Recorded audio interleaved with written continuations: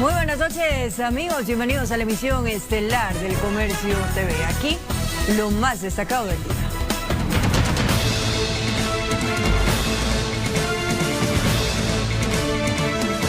Organizaciones de trabajadores, estudiantes y maestros se movilizaron este miércoles para exigir el congelamiento del precio de los combustibles.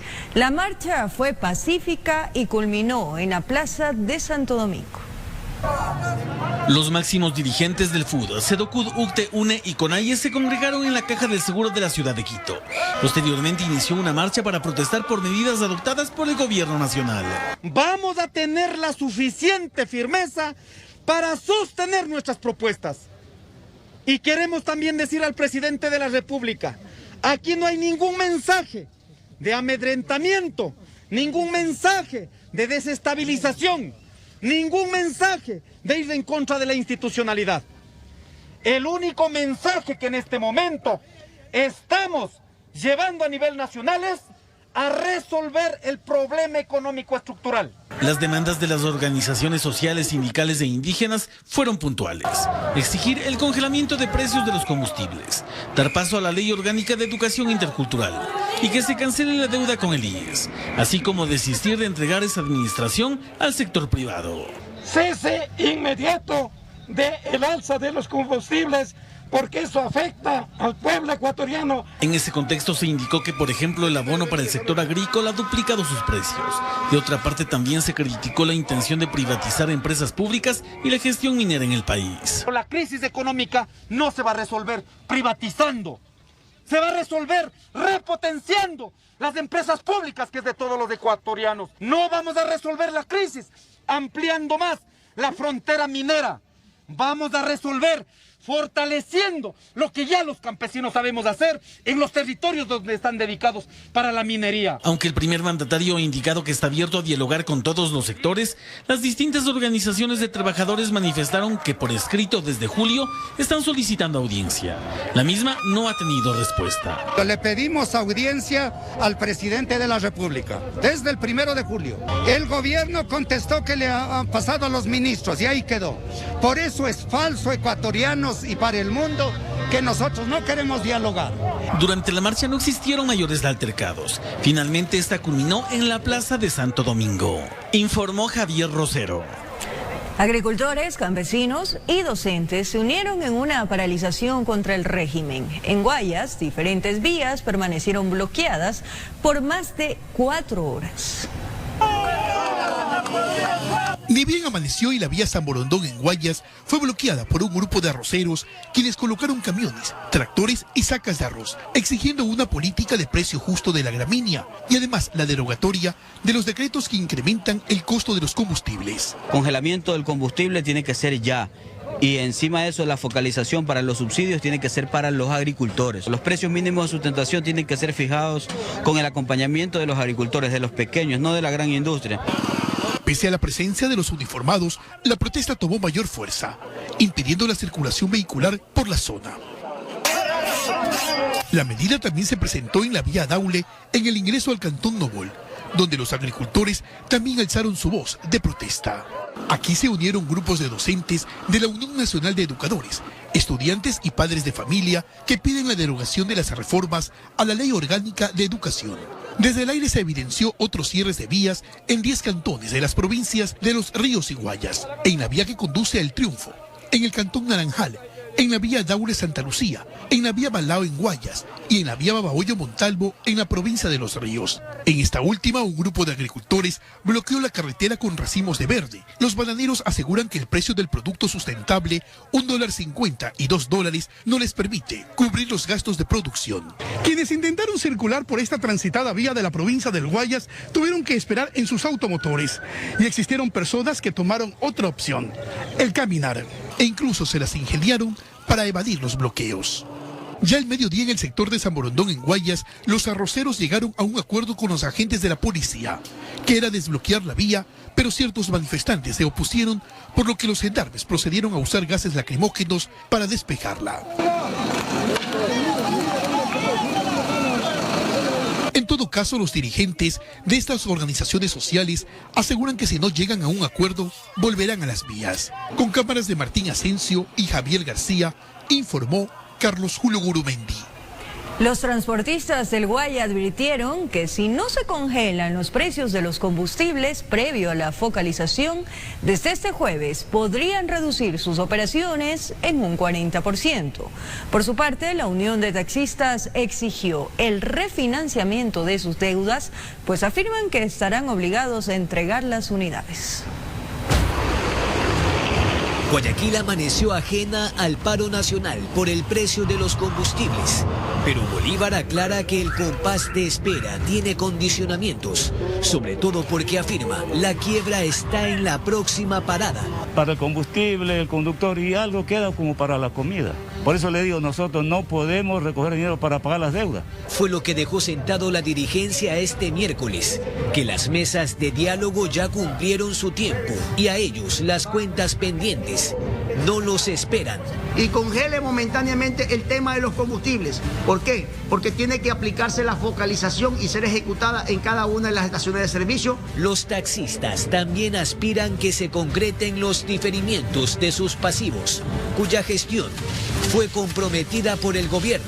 La gran mayoría de compañeros, la banca le está cobrando el 300-200% en interés a esos compañeros que están renovando sus deudas.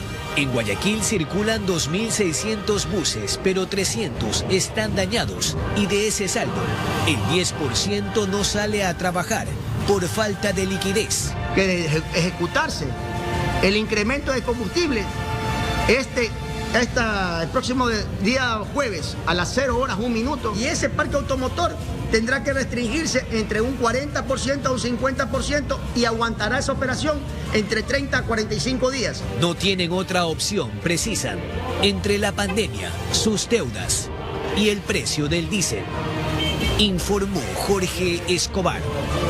Y mucha atención, desde este 12 de agosto rigen nuevos precios para los combustibles hasta el próximo 11 de septiembre. Revisemos. De manera que el diésel pasa de $1.56 a $1.60, mientras que la gasolina extra y Ecopaís pasa de $2.19 a los $2.28.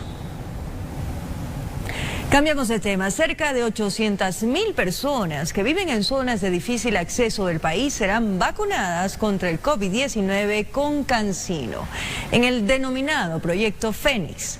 Además, las Fuerzas Armadas colaborarán en la vigilancia epidemiológica de las zonas con mayor número de contagios de coronavirus a escala nacional.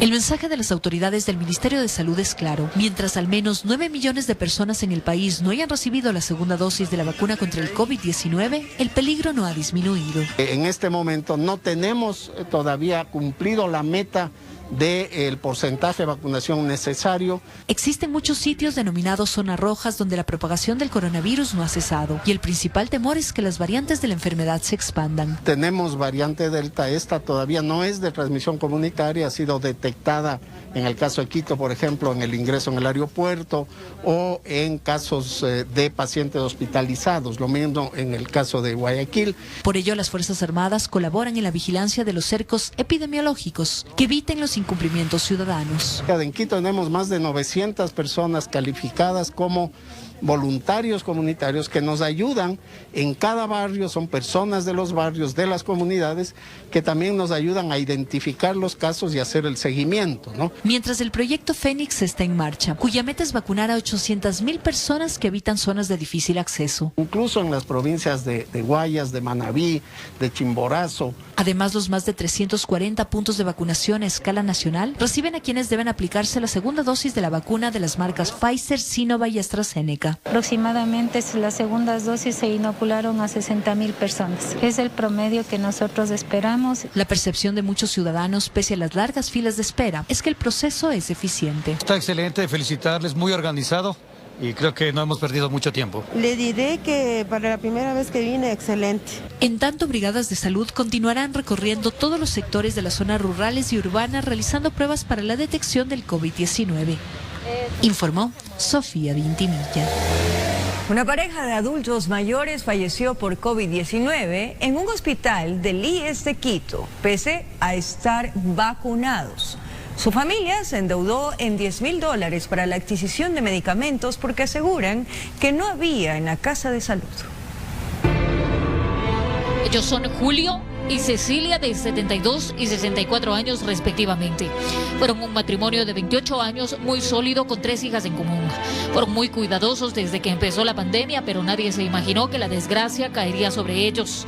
En casa, unas 9 personas se contagiaron de COVID-19. No saben cómo ni cuándo, pero quienes llevaron la peor parte fueron estos 2 adultos mayores. Después de 2 días de estar en emergencia, ellos fueron entubados y fueron llevados a UCI del hospital Carlos Andrade Marín. Y escúchese muy bien porque ambos estaban inoculados. Sí, mi papi ya llevaba algún tiempo, me parece que fue ya 1 mes y medio aproximadamente de que ya recibió sus 2 vacunas.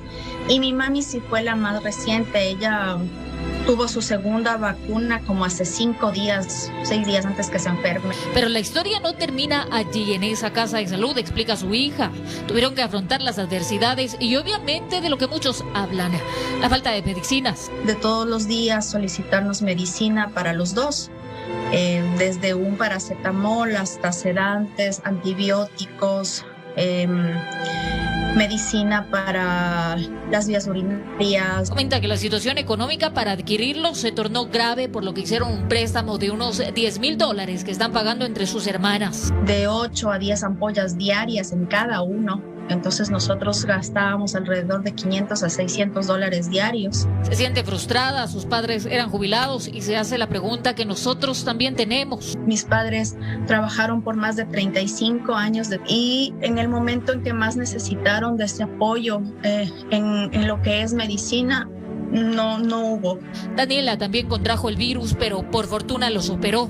Ahora que hace un llamado para que los ciudadanos no bajen la guardia, para que se cuiden frente a la pandemia, pero sobre todo a las autoridades, porque testimonios como estos revelan la realidad de las casas de salud, de la seguridad social. Informó Marilyn Caramillo. El Ministerio de Salud anunció la declaratoria de emergencia sanitaria que durará 60 días. Esto como medida ante la grave crisis en la falta de medicamentos que enfrenta el país.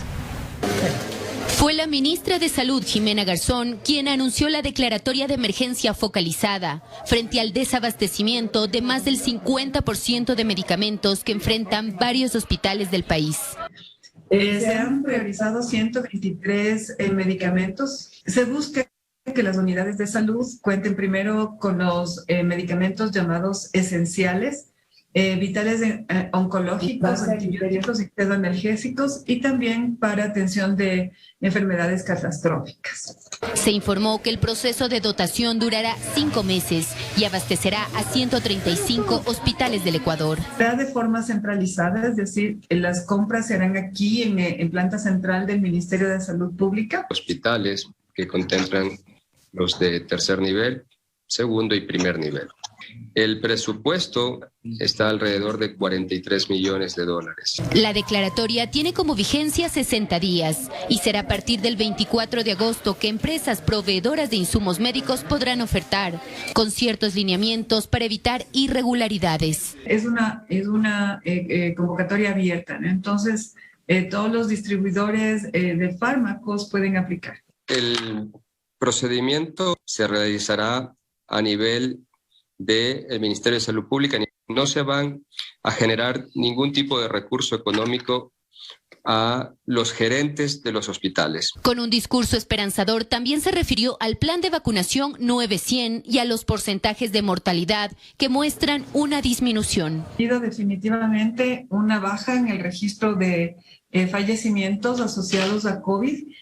Como les habíamos enseñado en la curva de exceso de mortalidad la semana anterior, ha bajado completamente, es una caída en pendiente vertical. Informó Caterina Aguirre. En otro ámbito, en la parroquia de Tumbaco, una adolescente reportada como desaparecida fue localizada en compañía de 2 adultos. La madre encontró videos de carácter sexual en el teléfono de la menor. Según la madre, la menor desapareció el sábado pasado, se fue sin dejar aviso alguno, no estaba en el círculo familiar. Su ausentismo era todo un misterio. Horas de atrás, cuando andaba buscándola por Tumbaco, pidió ayuda a agentes motorizados de la policía, una vez que el teléfono de su hija estaba encendido. Para lo cual nos activamos las unidades del distrito Tumbaco, el personal motorizado. Conjuntamente circulamos y dimos captura a los 2 individuos que se encontraban a bordo de un vehículo. Lograron rastrear el dispositivo, la ubicación los llevó hasta un supermercado. Al notar la presencia de los uniformados, 2 sujetos intentaron esconderse en el interior y con ellos caminaba la menor reportada como desaparecida. La adolescente fue entregada a su madre, la misma que ya se encuentra en su domicilio. El trabajo policial permitió la captura de los 2 hombres de 31 y 38 años de edad con quienes andaba la menor, lo que está en proceso de investigación, si estaba con ellos obligada o de alguna forma por voluntad propia, pero la madre indicó a los uniformados que no son del círculo familiar. Los planes que tenían todavía no saben. No aplica el consentimiento con los adolescentes. No podríamos decir que se trata de que el adolescente voluntariamente se ha ido con estos ciudadanos mayores de edad. También resulta preocupante cuando la madre de Débora, de 17 años, revisó el equipo telefónico, encontró videos de carácter sexual. Las alertas están encendidas. No está descartado que se concrete un aparente delito de pornografía de menores. Y a la explotación que se pueda realizar del teléfono celular del adolescente se podría considerar de que se trata de un presunto delito de carácter sexual. Como que los 2 detenidos mayores de edad tienen mucho por responder, andaban con una menor de edad denunciada como desaparecida y los videos bastante comprometedores. En Quito informó Iván Casamen. Un hombre fue agredido a machetazos por su hermano. El hecho sucedió en una comunidad quichua perteneciente al cantón Tena, en Napo. La víctima se debate entre la vida y la muerte en una casa de salud. Javier G. fue herido de muerte con 5 machetazos cuando los 2 hermanos se encontraban ingiriendo bebidas alcohólicas en una de las habitaciones de esta vivienda, ubicada en la comunidad quichua de Umbuni, perteneciente a la parroquia de Puerto Misa, Guayí. Digo, ¿qué pasó? Bueno, el cuñado está macheteando, dicen a 4. Ahí gritan para los gritos y aquí también se van a ver. Ahí también vienen de abajo, vienen de acá arriba. Según el relato de algunos de sus familiares, al calor de las copas habrían recordado viejas rencillas, y es cuando Gabriel G. habría tomado un arma debajo de la almohada de una cama para atacar a su hermano mientras dormía, propinándole varias heridas mortales en sus extremidades y en su cabeza. Un machetazo fue dado en la frente del herido, es el que le tiene este momento en una situación bastante complicada.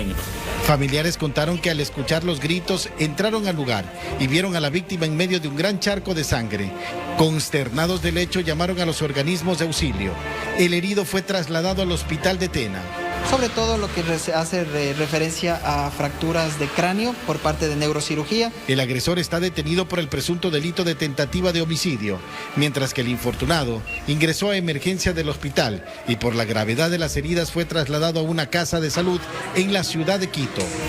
Desde la provincia de Napo, Marco Orellano. Gracias por seguir en sintonía de la emisión estelar del Comercio TV. Luego de que el Tribunal Contencioso Electoral ratificó a Santiago Guarderas como alcalde de Quito, la defensa de Jorge Yunda sostiene que con la sentencia del Tribunal de Pichincha se declaró nulidad en lo actuado en el proceso de remoción. Por otro lado, la Corte Constitucional informó que la denuncia de Guarderas pasará por una fase de sorteo y admisibilidad. El Tribunal Contencioso Electoral, mediante resolución, ratificó a Santiago Guarderas como alcalde de Quito. Según el documento, la absolución de la consulta que Jorge Yunda hizo al organismo sobre su proceso de remoción se encuentra ejecutoriada y afirma que no hay recursos pendientes. El abogado de Yunda que presentó el recurso se pronunció. El Tribunal Contencioso Electoral, aparte de ser una resolución que no resuelve nada, no dice que es legal o es ilegal la posesión del doctor Santiago Guarderas. Así que las cosas están claras, el doctor Yunda es el alcalde en estos momentos. Jorge Acosta precisó que con la sentencia de la Corte Provincial de Pichincha se declaró la nulidad de todo lo actuado en el proceso de remoción, por lo que Yunda regresó a ser alcalde de la ciudad. A partir de la declaratoria de falta de imparcialidad y de objetividad de la comisión, de algunos de los integrantes de la comisión de mesa, ¿no es cierto? Y precisamente contra la decisión de la Corte Provincial de Pichincha que dejó sin efecto la remoción, Santiago Guarderas presentó una acción extraordinaria de protección. La Corte Constitucional en un comunicado informó que la denuncia pasará por una fase de admisibilidad. En el término de 10 días tendrá que calificar esta acción extraordinaria de protección y una vez que sea admitida, ya pasará a una siguiente fase en la cual la Corte, en el término de 30 días, deberá dictar una sentencia. Aquí se decidirá si el caso constituye una excepción para que sea analizado de forma prioritaria. Y las circunstancias que está viviendo la ciudad de Quito califican como aquellos hechos en los cuales la Corte Constitucional puede darle un trámite preferente. Es así que ahora las miradas están puestas en la Corte Constitucional, que podría zanjar la pugna legal por la alcaldía de Quito. Informó Priscila Cadena. Seguimos con este tema. Por más de 2 meses, el municipio de Quito se encuentra paralizado por la pugna de quién es el alcalde de la ciudad. A esto se suma el hecho de agresión a Jorge Yunda por parte del concejal Fernando Morales. La vicealcaldesa y 2 exautoridades de la ciudad dan sus puntos de vista. Nosotros podamos tener la libertad.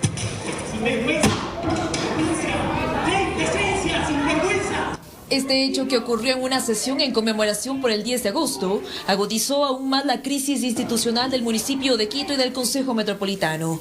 Varios ediles prefieren no pronunciarse sobre la agresión a Jorge Yunda, mientras que la vicealcaldesa Brit Vaca tiene una postura.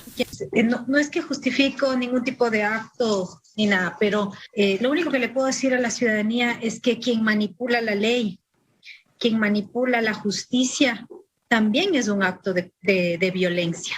Entonces eso también tenemos que corregirlo. Desde hace más de 60 días la capital vive una incertidumbre por saber quién es su máxima autoridad. Esta situación ha ocasionado inestabilidad y paralización en el Consejo Metropolitano y en las dependencias municipales. Es una situación insostenible. Quito no puede seguir así un día más. No es cierto que tengamos 2 alcaldes. No hay alcalde en Quito en este momento. No hay consejo municipal. Es el criterio del exalcalde de Quito, Andrés Vallejo. Sostiene que al margen de quien tenga la razón, hay intereses económicos y políticos que no dejan avanzar a la ciudad y que los temas prioritarios están rezagados. Esto es muy grave y puede tener otro tipo de consecuencias por los problemas económicos, por la dependencia que tiene en este momento la municipalidad de los recursos que tiene que destinar al metro. Con este mismo punto de vista concuerda otra ex autoridad de la ciudad, Roque Sevilla. Dice que la capital está en crisis por la disputa de la alcaldía. La baja ejecución del presupuesto es uno de los principales problemas. Ha gastado tan solo el 25% del presupuesto. No es que le falta plata, le falta acción, le falta administración, le falta gestión. Entonces, ahí vemos otra pérdida de carácter económico. Hace más de 3 meses el Consejo Metropolitano no ha podido aprobar ordenanzas y el conflicto legal por quién es el alcalde continúa. Informó Priscila Cadena. Con 134 votos a favor, el Pleno de la Asamblea Nacional llamó a juicio político al excontralor Pablo Celi. Esperan que el exfuncionario revele la lista de políticos involucrados en casos de corrupción. La Asamblea Nacional llama a juicio político al excontralor Pablo Celi. El actual Parlamento no es cómplice ni encubridor de ningún hecho de corrupción, ni de funcionarios públicos que le han robado al pueblo ecuatoriano. Algunos legisladores esperan que Celi revele la lista de funcionarios involucrados en casos de corrupción, que permitirá desarticular toda una red de corrupción, sin importar el gobierno que sea, de donde venga o que caiga quien tenga que caer. Esperamos con ansias a Pablo Celi de la Torre diciendo esa famosa lista, porque no vamos a proteger a nadie y van a tener que responder a la justicia y al país por sus actos de corrupción. Pues extraoficialmente se habla de que algunos asambleístas estarían involucrados. Durante las intervenciones, varios legisladores cuestionaron y criticaron el error de la Comisión de Fiscalización al no cumplir con un plazo para solicitar una prórroga del informe. Por supuesto que queremos juicio político, pero que aquí los ecuatorianos también sepan cómo se ha actuado en negligencia. Si es que existió en algún momento un descuido o quizás algún error al interior de la Comisión de Fiscalización, la ley da paso y salvó el camino para poder avanzar con este proceso. Con el juicio se busca censurar a Pablo Celi y que por 2 años no ocupe un cargo público. La presidenta de la Asamblea Nacional tendrá 5 días para dar trámite al juicio, informó Valeria Navarro. El asambleísta de Pachacuti, Ricardo Vanegas, presentó una queja contra el presidente de la Comisión de Fiscalización, Fernando Villavicencio, por supuestas acusaciones sin fundamento. El asambleísta Ricardo Vanegas presentó una queja en contra del presidente de la Comisión de Fiscalización, Fernando Villavicencio. Esta queja busca que se le aplique el máximo de la sanción, 30 días de suspensión sin sueldo. A decir de Vanegas, Villavicencio en el proceso de juicio político contra el excontralor Pablo Celi ha insinuado y dado declaraciones que asegura que no son ciertas. Ricardo Vanegas está vinculado a una de las empresas socias del consorcio Oro Negro. Él lo reconoce en varios medios de comunicación. Se atrevió a vincularme con el caso Las Torres y además a vincularme en supuestos actos de corrupción. Cosas que hasta el día de hoy, y tampoco lo puede hacer mañana ni nunca, ha podido probar. Legislador, presente nomás las quejas que quiera. ¿Sí? Aquí está la información. Y tiene que responder, ahí está abierta una indagación previa en la Fiscalía General del Estado. Esto mientras el asambleísta del Partido Social Cristiano, Luis Almeida, señaló que en el proceso de juicio político contra Pablo Celi, un legislador ha intentado boicotear el proceso. Hay un legislador por allí que ha querido archivar esto sobre pretexto de que no tiene legalidad.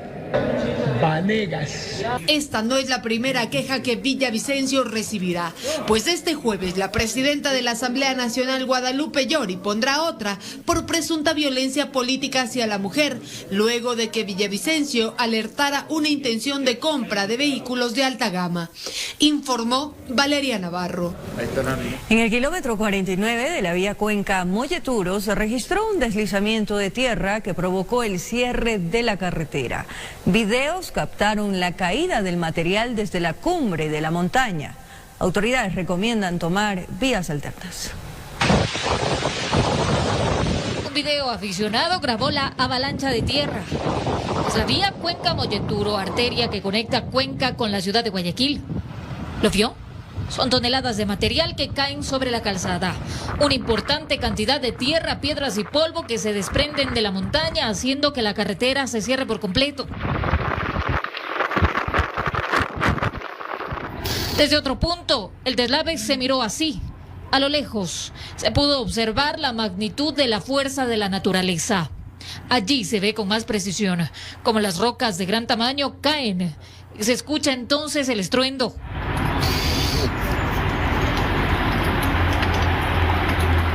Pero ya regresando a cómo quedó la calzada, trabajadores que pretendían laborar para aperturar la vía también fueron sorprendidos. Por poco les caen las piedras.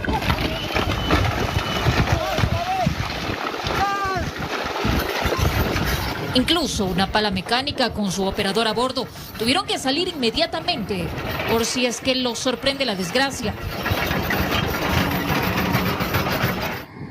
Era un nuevo intento por aperturar el tramo. Los trabajadores volvieron a ser sorprendidos por el material, que nuevamente tuvieron que salir corriendo.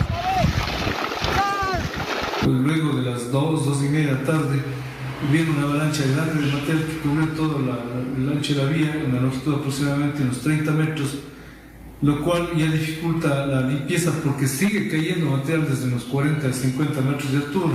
Santiago López del Ministerio de Transporte y Obras Públicas señala que se está trabajando para aperturar la vía, pero hay una preocupación constante. No es mayor el tiempo que tome la limpieza. El problema es la imposibilidad de entrar a hacer la limpieza, por lo que hay un flujo constante de material desde la parte alta. En las últimas horas se reportaron más desprendimientos que fueron solucionados. Sin embargo, este fue el más importante, el que generó el cierre de la vía, por lo que los conductores debieron tomar rutas alternas. Se pide a los conductores manejar con precaución, sobre todo en las rutas interprovinciales, porque desgracias como estas le pueden sorprender a cualquiera. Informó Marilyn Jaramillo. Se nos acabó el tiempo, amigos televidentes, pero gracias por acompañarnos finalizando esta jornada. Es momento de descansar. Gracias por su cariño, confianza, pero sobre todo, fiel sintonía. Un abrazo grande.